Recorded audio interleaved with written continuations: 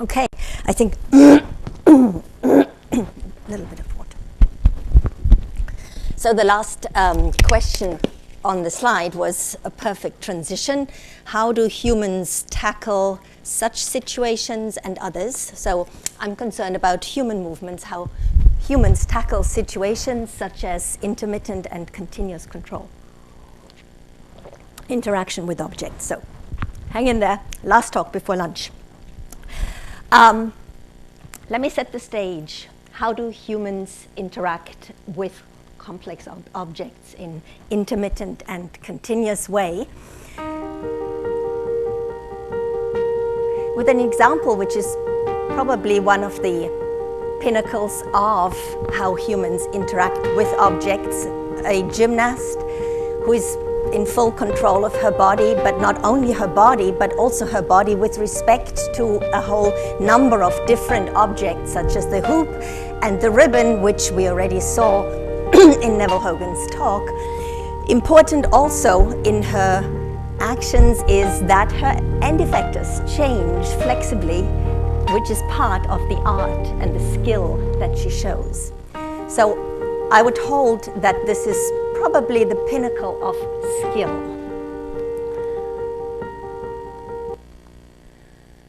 So life is full of such skills, right? From eating spaghetti, from eating spaghetti to skateboarding to playing ball of sorts and carrying a cup of coffee. And maybe also to just keep in mind that when we look at athletic activities, leisure time activities, a lot of those involve objects that have some complex dynamics that challenge the body. So interacting with challenging objects is sort of not only fact of life, but something that humans seek. So interactive skills. What I want to do here in this talk is to pick 3 of those skills and go through it and find out how humans deal with this. What are the principles that humans employ to achieve skill and ultimately, in singular cases, skill as the one we saw with the gymnast? So I want to start with a very simple action interaction, and that is throwing a ball to a target, meaning we'd have an object, a simple object, a ball, that we release in a targeted manner in order to hit a target accurately. The next step up towards interaction is looking at bouncing a ball, where we hold a racket and bounce a ball in a rhythmic fashion to a target height, meaning we control, again, a relatively simple object in an intermittent fashion. But now we already have a dynamical system, because the one interaction, the one collision determines the height and thereby the next collision. The last example I want to talk through is, well, carrying a cup of coffee or maybe a glass of wine, where the object now has internal dynamics, infinite number of degrees of freedom, the liquid. And we constantly, when we act against or with the object, we exert forces on the internal degrees of freedom that then act back on us. And we continuously need to adjust how we handle that object so that we don't spill the coffee. What is skill? So let's look at some definitions that come from human movement science. And one pretty ancient one goes as follows. Skill is the learned ability to bring about predetermined results with maximum certainty, often with minimum outlay of time or energy or both. It's a bit of a horrible definition with all these options, but let's just look at the pieces that are being addressed here. Well, maximum certainty and minimum of time is speed-accuracy trade-off. Energy minimization or decreasing uncertainty or noise in the system. Right? And let me preamble here. One of the main recognitions, understanding of the human system, one of the seeming disadvantages of the human system is that we have a lot of variability and intrinsic noise.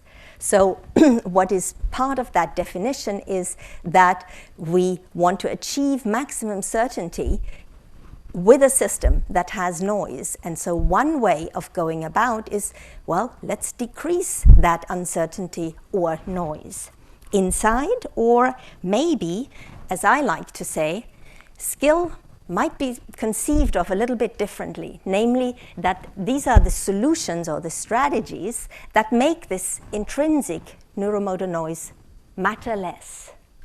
We can't eliminate it, so let's find skillful ways to deal with it and still achieve the task that we want to achieve. Now, I said interactive skills, physical interactions, actually poses more and interesting problems where we can see how that first definition is achieved.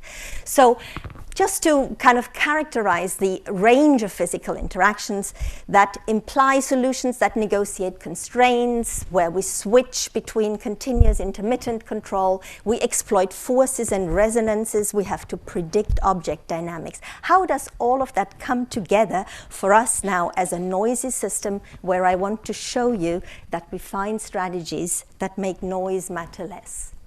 Where shall we start? So this is a very schematic, simplified loop from brain to muscle contractions with information processing.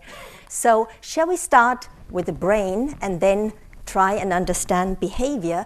Well, in our context here, brain means controller. What kind of control might we have that then produces that desired behavior?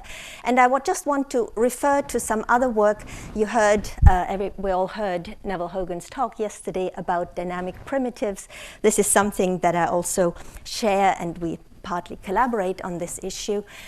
But what I want to show you here today is the other side, namely, let's start with the behavior and then make deductions of what might go on in the controller, in the brain, but maybe not even with the behavior, but rather with the task.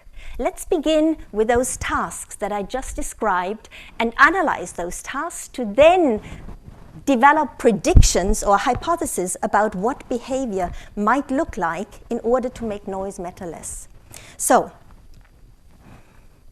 the way we go about is to choose tasks, as I just laid out, the 3 tasks, then model the tasks. Once we have a model, we can analyze it and derive the space of solutions that satisfy the goal of the task. Then, once we have the mathematical model, we render it in a virtual environment, which then becomes basically a video game, an interactive task for human subjects, where we can measure measure and analyze human performance. We can apply interesting manipulations to probe the system to test our hypothesis. And lastly, based on all this, we can also design interventions to modify behavior.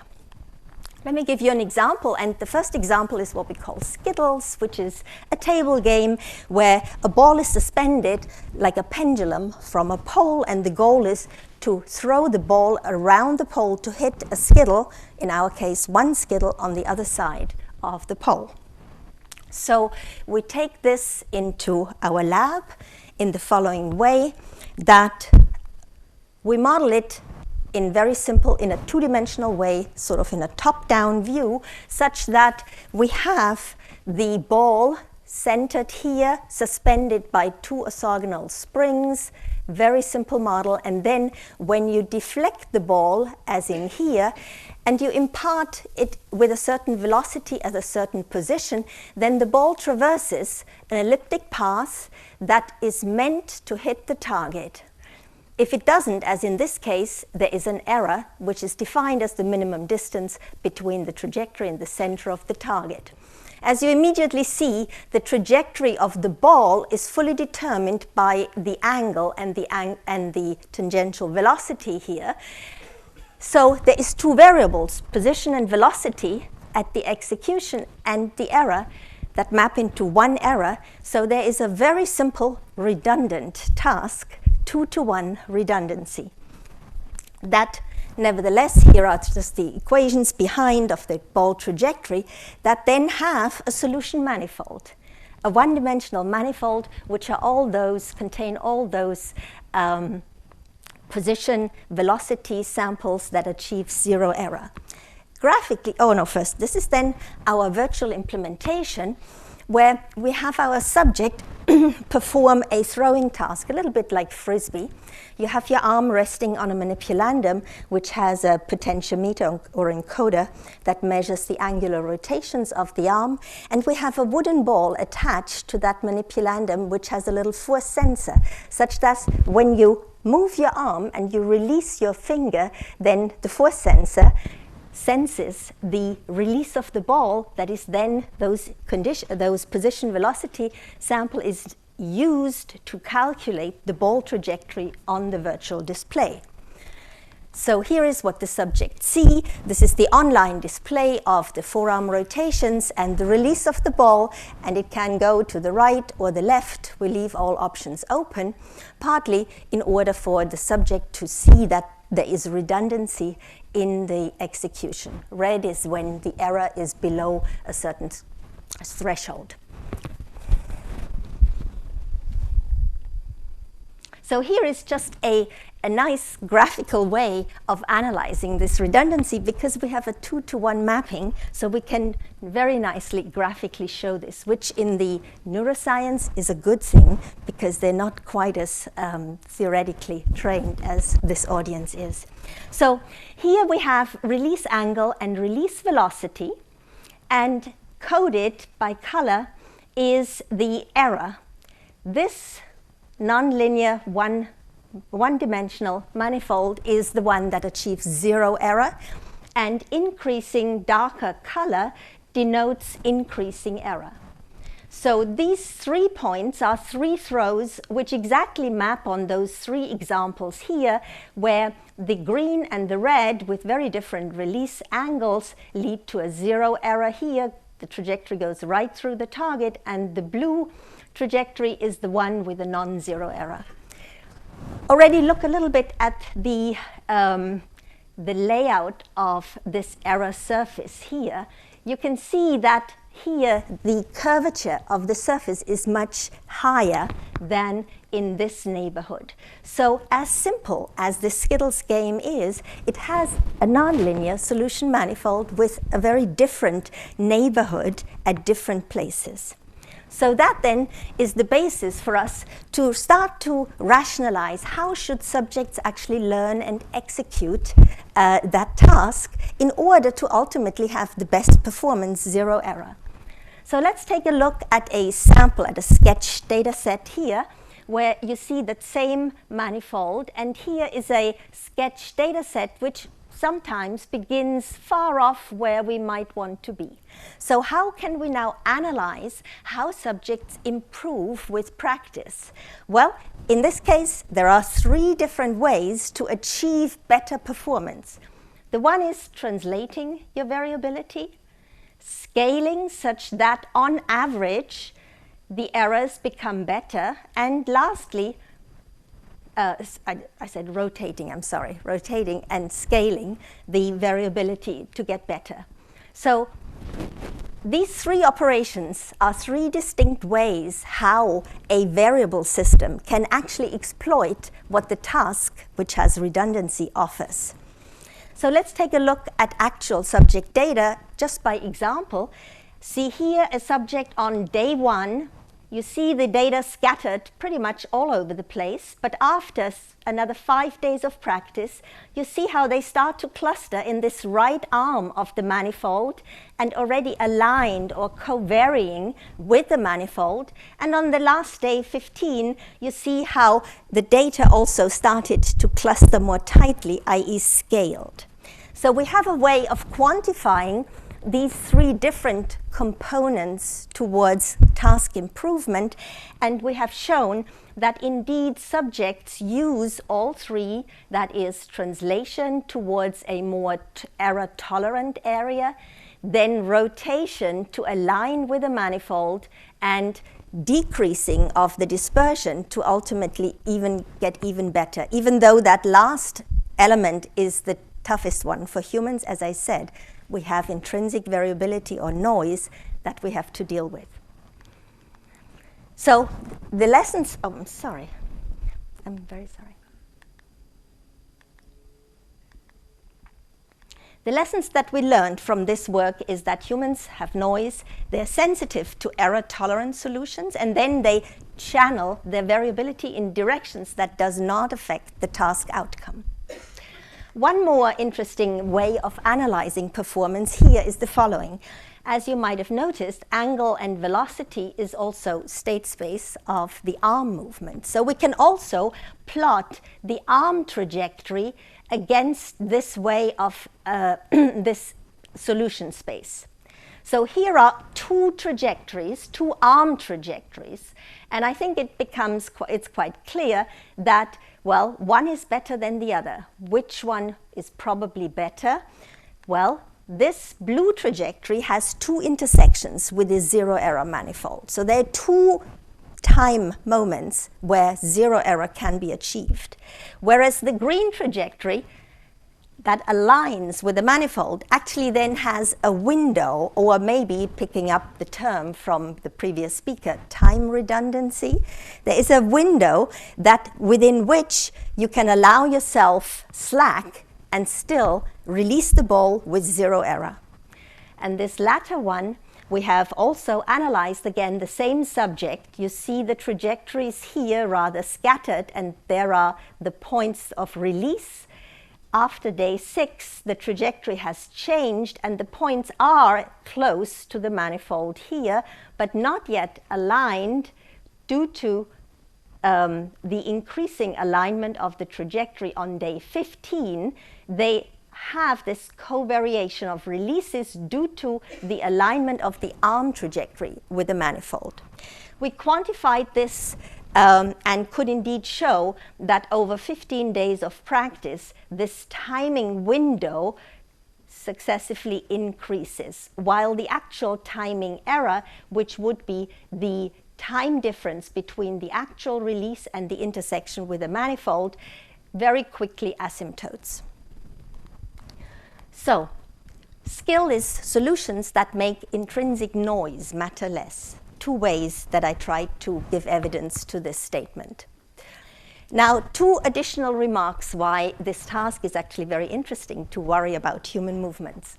So, ever so simple, right, the task. However, as you might immediately intuit, when I place the target at different locations, the shape of the manifold or geometry of the manifold changes. This is one location, and the manifold looks like this.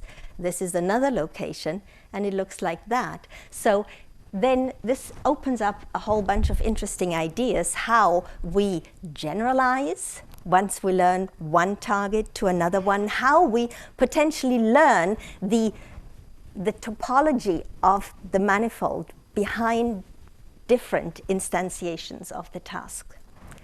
One other comment, different comment, and this is a bit more problematic, and that is what I've shown you is using angle and velocity measured in this polar coordinate system, which produces manifolds like this. But what about if I use or quantify the very same release, but now in terms of, well, Cartesian coordinates, let's say the two components of velocity. Then if I have this type of mapping, the manifold actually changes.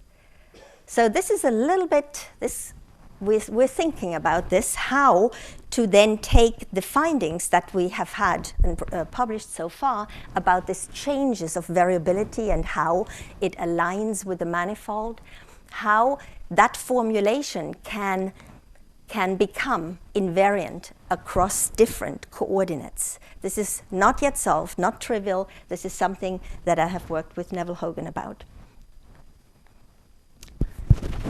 Moving on, bouncing a ball. Now, under the same intrinsic noise matters less, I've taken a different account. So as I was saying before, bouncing a ball rhythmically is a dynamical system. A dynamical system has stability. So let's see how that idea translates into the human performance context and what we can learn from this.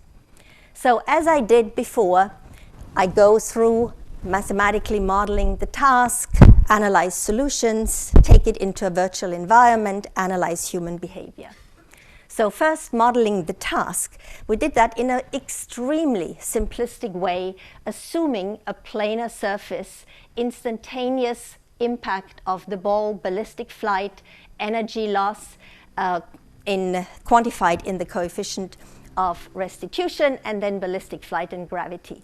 Here we formulated that model in terms of using a Poincaré section such that we can look then at the fixed point and the stability of the fixed point. So the analysis is in spirit the same, I think, as is embodied in the passive dynamic walker. We're looking for those bouncing solutions that have stability. And why? Because our hypothesis now becomes that humans seek these stable solutions because small errors die out by themselves, because their intrinsic noise that may introduce perturbations does not need continuous error corrections. We can rely on the self-correcting properties of the dynamical system. How can we test that? Local linear stability analysis showed us that the contact needs to be such that the acceleration of the racket, approximated here as a sinusoid, the contact of the racket and the ball needs to be at a phase where the racket is negatively decelerating in its upward motion. And this is an easy prediction. It actually has bounds, upper bounded by 0, lower bounded by a term that's quantified by gravity and the coefficient of restitution, which tends to be between 0 and minus 9 meters squared. So we can easily do that. We measure our subjects again, as I said, in a virtual environment where we give the subjects a ping pong paddle that is attached to a vertical rod where the displacements are measured by an encoder. And we also have an accelerometer at the paddle. And then in addition, we have a little solenoid that applies a brake to the upward motion such that the contact of the ball and the racket in the virtual environment is felt, so to have a more realistic experience. So here is, again, the minimalistic environment that subjects see. It's minimalistic because this is the exact rendering of the model. There is nothing that we don't understand analytically. So how do humans seek dynamic stability, and how robust is this stability if the actor has to change behavior and explore new solutions? This is the question of one experiment where we had subjects in a first part perform 48 trials. One trial is 60 seconds bouncing. And then in part 2, they did the same 48 trials again after 10 normal trials where we applied a perturbation, which I'll explain in a moment. So let's first look at this regular behavior, and let's look at this racket acceleration, which is predicted to be negative in order to ensure stability of that toy bouncing system. Let's begin with the error, and the error is the ball difference, the ball amplitude and the difference to the target amplitude. The error goes down with practice, as all learning experiments typically show. But here the interesting additional finding is that our predicted racket acceleration also goes down with a relatively similar time scale as the error. And interestingly, subjects do begin with positive acceleration, and it takes them about, say, 12 trials to find out that this negative acceleration is apparently the better way to perform. And we take this as evidence that they found this dynamically stable solution where they don't have to correct at every bounce. So importantly, as I said, humans find these seemingly non-intuitive, smart solutions, non-intuitive because in the beginning they don't know those solutions. This solution is insensitive to noise and avoids active error correction, and humans do exploit this. Now let's move on to part 2 and without telling you the perturbation, I'll say 10 trials in the beginning, they have very good performance in terms of error. Then this constant perturbation is applied and the error shoots up. Then they learn and they settle back to this equally good performance. The acceleration, similarly, it begins at minus 3 meters per second square as before from part 1. The perturbation offsets them, and then they gradually go back to this stable solution. So what kind of perturbation did we apply here? Well, let's take a quick, slightly different look at the same task. And let's take a look which only focuses on a single bounce. And then actually on a single bounce, we can do that same, say, mechanical analysis that reveals redundancy in every single bounce, such that the height error here is determined by the downcoming ball velocity, the racket velocity, and the impact position. That is, we have 3 variables that map into one error. So just as with the Skittles analysis, now we have a 3-dimensional execution space with a 2-dimensional solution manifold, and we can plot each contact, each ball contact as one point in that space. This ellipsoid is just the fit of a whole data cloud of 60 to 80 points in a single trial.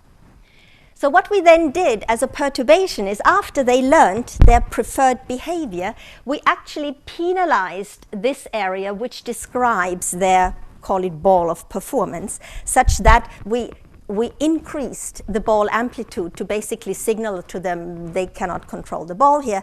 And then we looked, how did they change their behavior?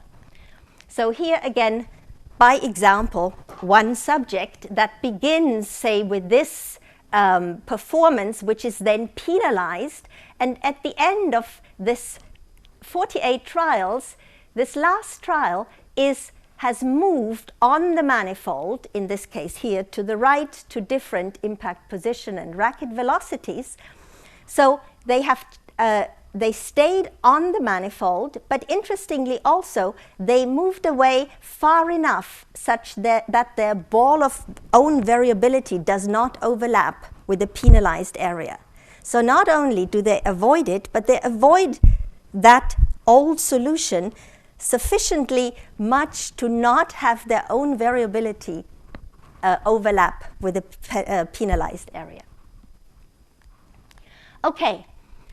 So, again, a task where I try to provide some evidence that the subjects find solutions where their intrinsic noise matters less, and in particular here, focusing on the physical interactions, I have shown that dynamic stability is one means by which to arrive at this solution. Let me move on to the last task, which is, in fact, mechanically speaking, the most complex task, namely continuously interacting with this complex dynamic object, which has water inside. Let's see whether I can do it.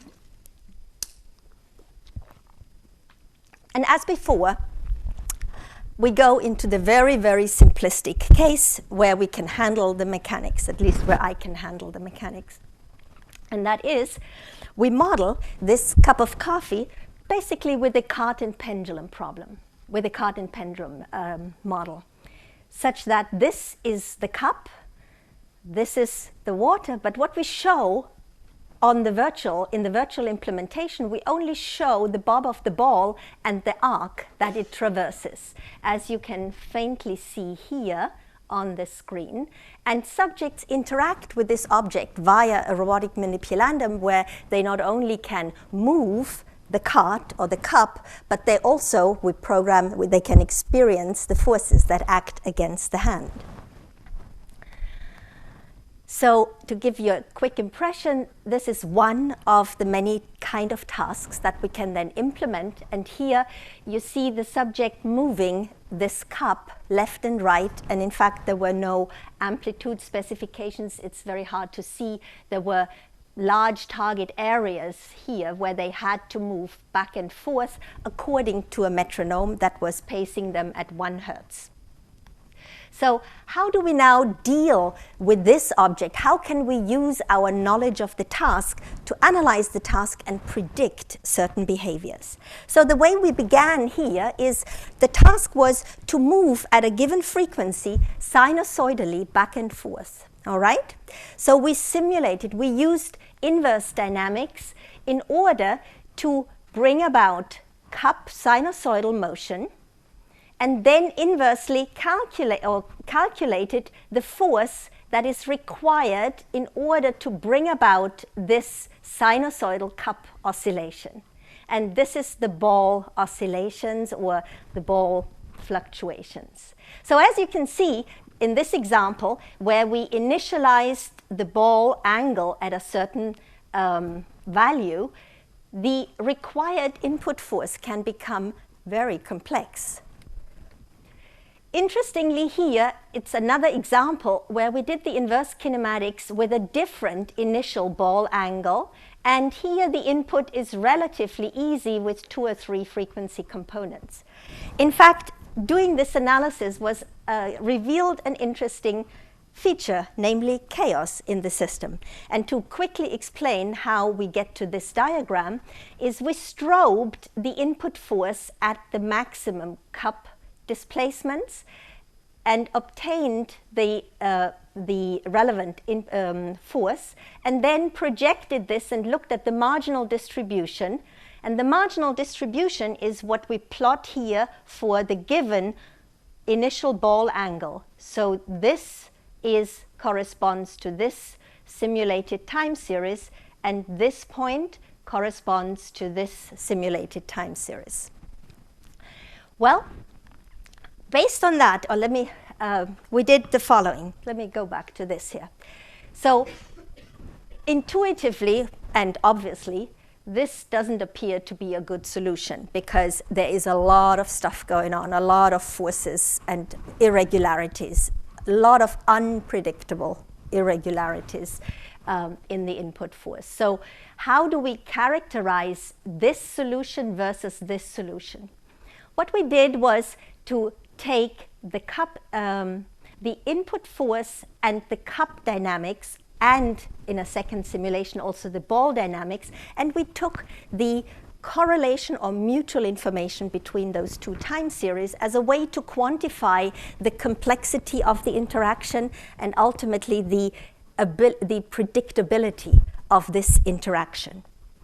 Then we summarized all these simulations in this plot, where on the x-axis is the initial ball angle, and here we have amplitude, that is the amplitude of the cup position, because that also was varied and unspecified in the experiment. This whole diagram is for 1 Hertz oscillations, because that's what we did in the experiment.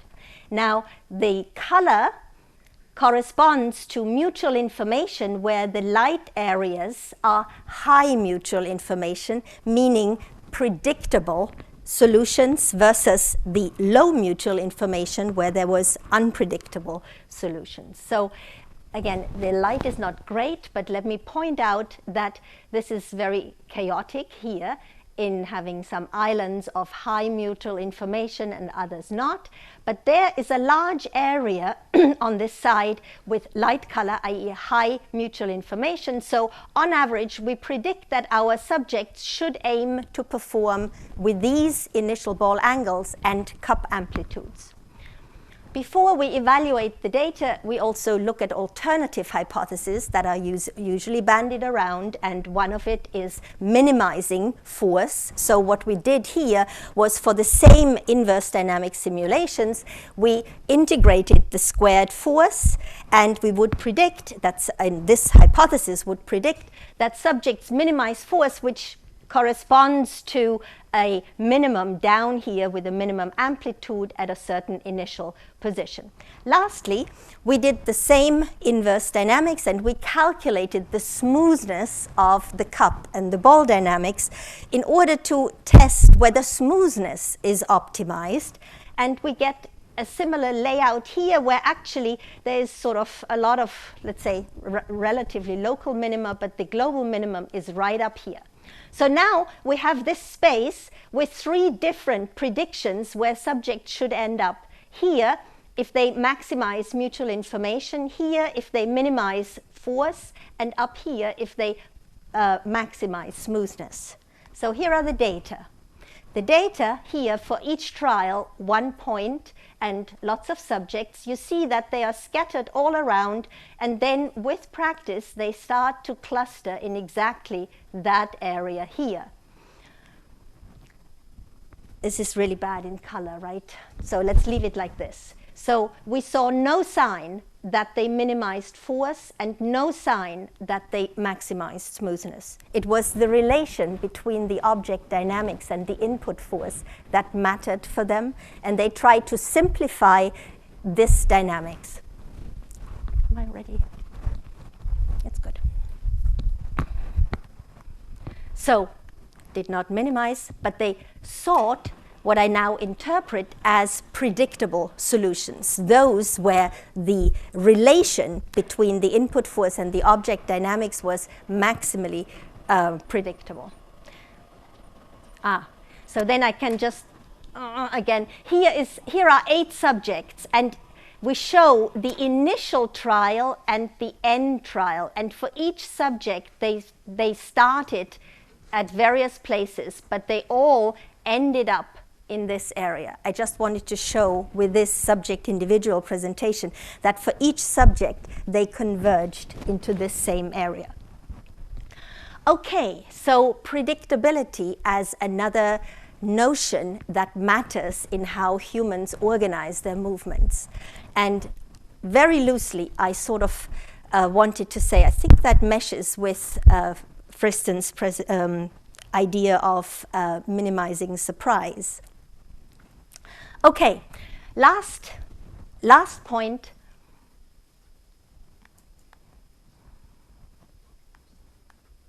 Predictability and stability in discrete movements. What I just showed you was an analysis that we developed in those rhythmic movements. But what about just taking the cup from here to there? How can we possibly analyze what is going on in order to achieve safe and stable, robust trajectories? So what we did here was, again, we had the start box and the target box, and subjects moved the cup from here to there as fast as possible. And there's a little, call it a speed bump, that they saw. There was a perturbation. And they had to navigate that cup through that perturbation that was either assistive or resistive, under the additional constraint as fast as possible. So the experimental design was, well, after first practice, they went through assistive perturbation trials and then resistive perturbation trials. And the hypothesis was that trajectories become stable in preparation for resistive perturbations and maybe unstable for the assistive ones, meaning you don't want to spill the coffee, you want to prepare yourself that you're not getting thrown off. So you want to be stable to face this perturbation, and in the other case where you basically get pushed, you might want to just exploit that ride towards the end. So we formulated in stable, unstable, and tried to extract or analyze this notion of stability in trajectories. Here are just some sample trials. This is the first, this is over cup position. We show cup velocity in the beginning as it is here, perturbed with these assistive perturbations, and here perturbed in the opposite direction with the resistive perturbation. And now I just have no results yet, only I wanted to just present this analysis, this ongoing collaboration with Albert Mukowski and Thierry Dijkstra and Martin Giese, this is in preparation, so even the author list is not fully established. So what did we do? We tried to estimate local robustness to internal-external noise using contraction analysis. So we can't do that fixed point stability analysis because we have a trajectory. And contraction analysis is has more relaxed conditions in that it can assess the stability of a trajectory. Now, how do you do that in human movements? And I think there we have a relatively nice and unique, you've seen that in Martin Giese's work. So again, we exploit the fact that we have this virtual environment where we can measure human subjects' data, and we have the exact mathematical knowledge of the task. So what we do is, well, we measure human data, we measure all the states needed in the model, and then we take each sample at each time point, we take those samples and we plug them into the equations of motion, and then we can do contraction analysis on a model and not on the data. So we can analyze the contraction at every moment in time. And here is just one first way of presenting our results. And as I said, this is totally ongoing. I was just so excited because I thought you might like that, and so I presented it.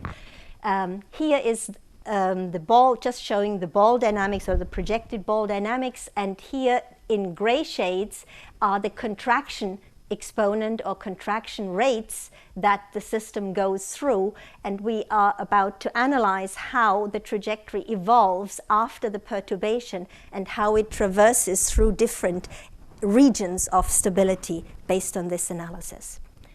Okay. Skill in physical interaction solutions exploit object dynamics to make interactions more predictable, and stability, they exploit stability to make noise matter less. Just in summary, again, the approach that I'm taking is, let's begin with analyzing the task rather than measuring and describing behavior, because the task allows us then to make predictions and evaluate human performance. And just a little round back to what the future is, to gain insight into what might matter for the controller, and then link it to how the controller might employ dynamic primitives to actually execute this type of performance. And that's my thank you slide.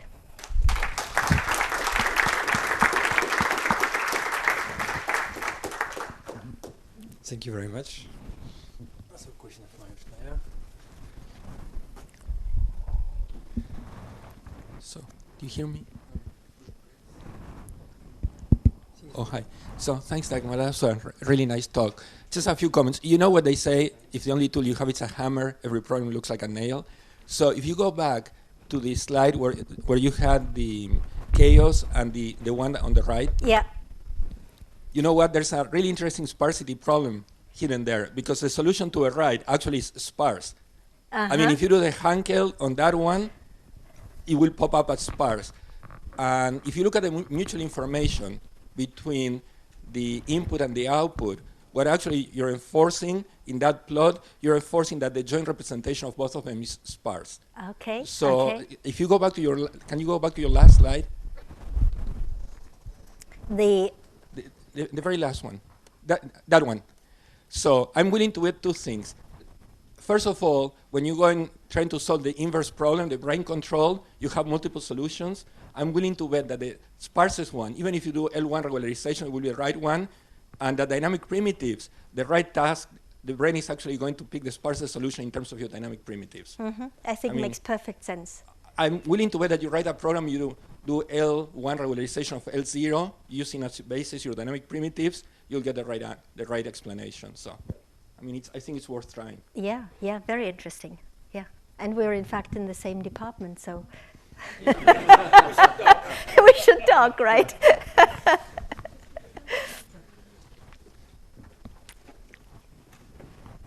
So I was wondering for your tasks, if basically you check what happens if you change the parameters of your tasks.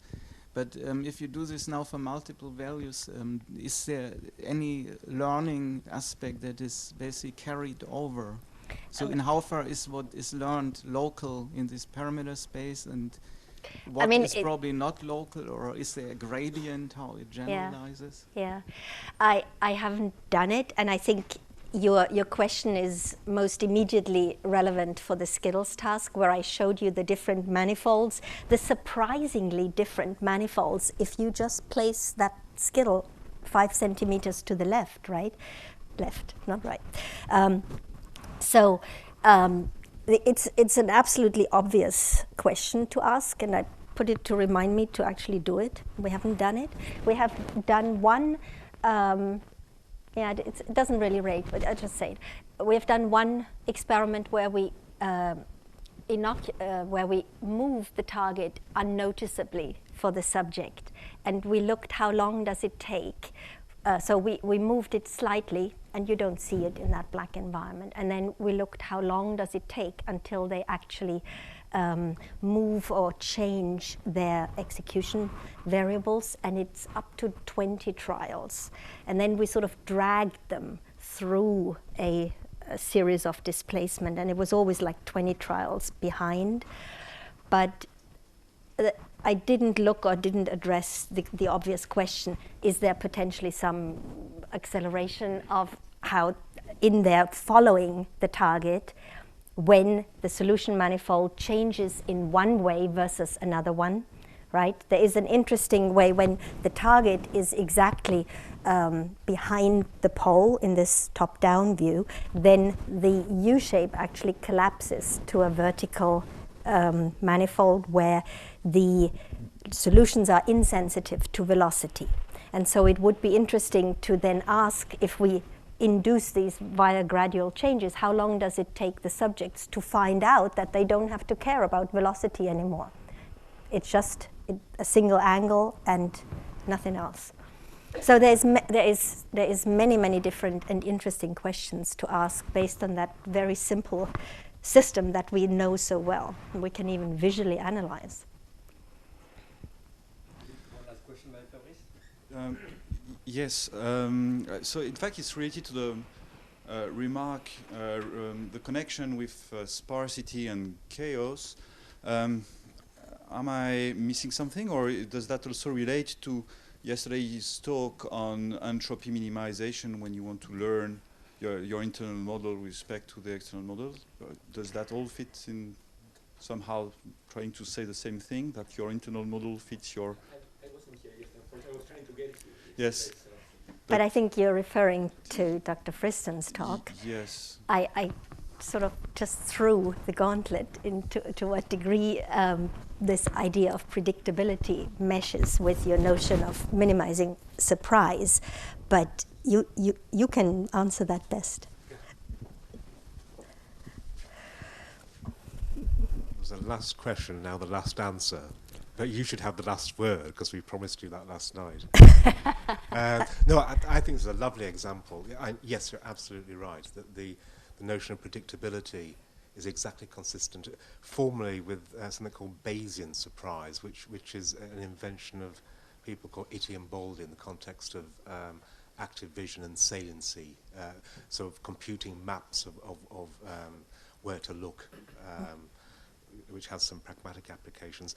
Formally, it's the KL divergence between the posterior and the prior, which of course mathematically is identical to the mutual information between the outcomes and the sensory consequences. Another lovely point of contact, I thought, was that the first experiment where you have the learning of the control variables coming to approximate in their distribution the implicit prior beliefs about where they should be given the actual error scores, means that the subjects are implicitly also minimizing a Bayesian surprise or KL divergence between their actual performance and their prior beliefs. So I think it's exactly consistent with these information theoretic sort of Bayesian formulations. Yeah. Interesting. Okay, so thanks again for the speaker.